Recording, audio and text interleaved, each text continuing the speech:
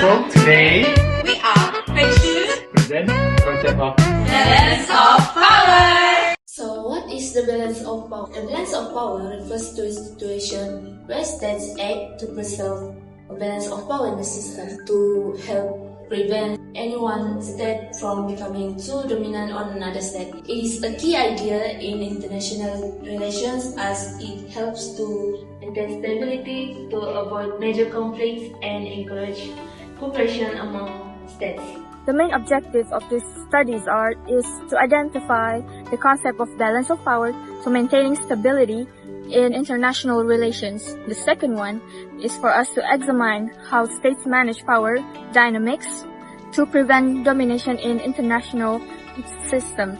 And the third one is to evaluate the effectiveness of balance of power strategies in reducing conflicts. For research questions, this study aims to answer the following questions. The first one is, how does the concept of balance of power contribute to maintaining stability in international system? The second one, in what ways do states manage power balancing strategies to prevent domination by a single actor? The last one is, how effective are balance of power strategies in reducing conflicts to maintaining stability? Next, in methodology, we advocate qualitative research and combine three methods.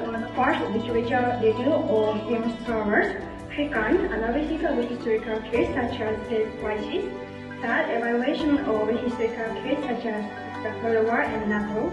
Through this research, we could address research questions.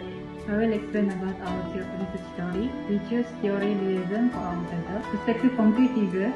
The first one is Thomas Hobbes. He explained about human nature. Say humans have been egoists and they were competing with each other to obtain the power. The second is Hans Morgenthau. He also talked about human nature. He say humans who are obsessed with power cause conflict with each other. Lastly, John Muir he said about human nature also. Organization is important to states to have freedom. The balance of power is a cornerstone in international relations that has been evolving over centuries to address the shifting dynamics of politics globally. From Hans Morgenthau perspective, balance of power is important for stability in a society from Soviet nations. Next, Walt also argued that a state prefer to join the weaker one than joining the stronger one.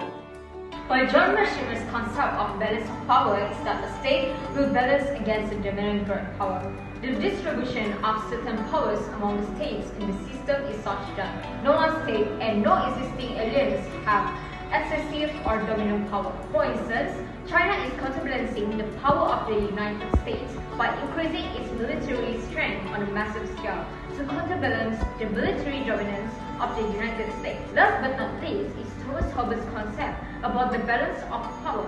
In his book, State of Nature tells the story of human being live in a condition of power, everyone against everyone, to get powers. Hence, this could end the wars between each other. One of the most common approaches is by external balancing. This means that a weaker country must form an alliance with a stronger country. This is because to protect themselves and to counter any stronger power. Good modern example is NATO, which the US and the smaller country form an alliance together to counter Russia from them dominating the region. So my point is soft balancing, the modern strategy for maintaining global stability by limiting the power of the strongest nation. It's the smart alternative to military build-up with collective data, economic ties, and global institutions like UN and WTO that create the system of rules. This forces the powerful state to follow their rules. For example, we can see here in Suez crisis, the invaders were halt by intense UN diplomacy and international law. This shows that the world community standing behind the rules is powerful enough to constrain superpowers. The main purpose of the balance of powers is to prevent any single state from becoming dominant that can threaten the security of the United States. It helps stabilize international politics by encouraging alliance and military strength to deter conflict. For example, during the Cold War around 1947 until 1991, a bipolar balance of powers between the United States and the Soviet Union. Both possessing nuclear weapons create a strong defense. The fear of mutual destruction prevent direct conflict and contribute to international stability. The balance of power theory also encourages cooperation among states primarily through the flexible formation and resolution of alliance in response to shifting threats, which promotes negotiation. Such cooperation lays the groundwork for stronger international institutions and collective security arrangements, as well as fostering more cooperative and stable global environment. Diplomatic engagement and inclusive decision-making helps to form trust and ensure all parties have voice. For instance, NATO formed as a response to the Soviet threats during Cold War, uniting Western powers under a common defense pact. By that being said, states are able to form alliances not merely based on power considerations, but in response to perceived threats from more aggressive states. In conclusion, the balance of power is important in maintaining stability in international relations. It explains why countries form alliances and cooperate to prevent any one state from becoming too powerful.